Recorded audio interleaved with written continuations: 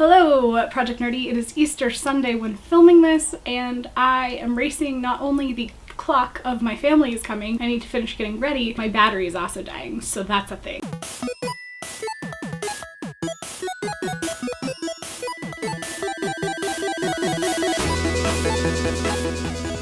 Hello, PN. It is Thursday, and it is a fortnight where the theme is wildcard. You can talk about anything you want, and I kind of want to talk about spring cleaning and feeling successful through an overwhelming cloud of failure. I think especially on the internet and in our generation and in our current social setup of being online, we definitely don't want to talk about being sad or depressed or anything that isn't showcasing our best selves, but I definitely think that it is a problem that should be addressed if you're comfortable talking about it. And right now I feel comfortable talking about it a little bit, especially in regards to nerdy life choices and realistic life survival. So I just paid my taxes, and it was the first time that I've had to pay taxes, and I had to put it all on credit because I didn't have the money. I just went on holiday, and so I feel the guilt of not being more on top of my fiscal responsibilities. This is the latest in the year that I have filed taxes for a really long time. I've been like way more on top of it in advance, and I think a big subconscious reason I kept on pushing it off is because I've been job searching publicly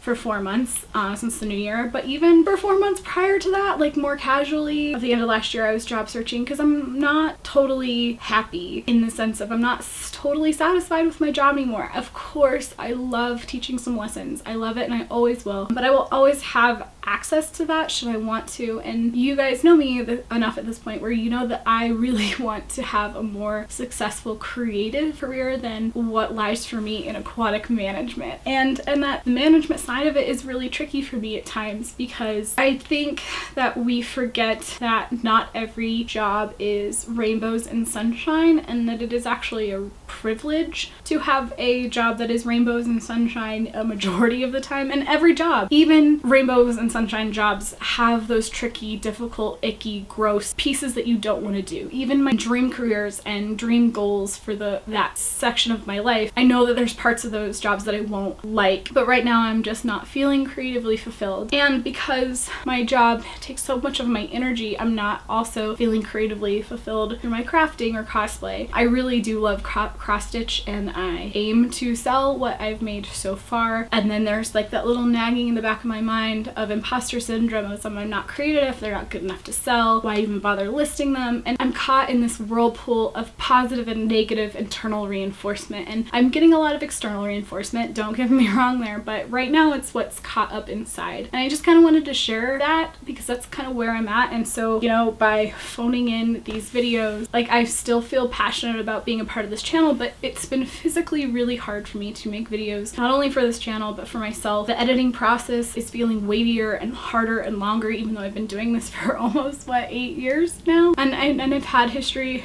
of depression. It's undiagnosed depression, but I definitely know that it's depression because I feel it, and I think it's really hard to recognize depression in someone like me who is generally very extroverted. Even if I'm ambiverted, I do swing towards the extrovert side. I get energy from other people, and one thing about YouTube is it definitely lends itself to introverts who don't necessarily need or want that person-to-person because of the drain that being in a social situation has on them, and whereas I feel like I need people to survive. And then of course when they're too tired or too trapped under depression or work to go seek out other people, for me, then that's not great because then the vicious cycle kind of continues. And I'm very thankful that my parents are coming up today for Easter, and they're bringing my grandma, who's my grandma and favorite person in the world.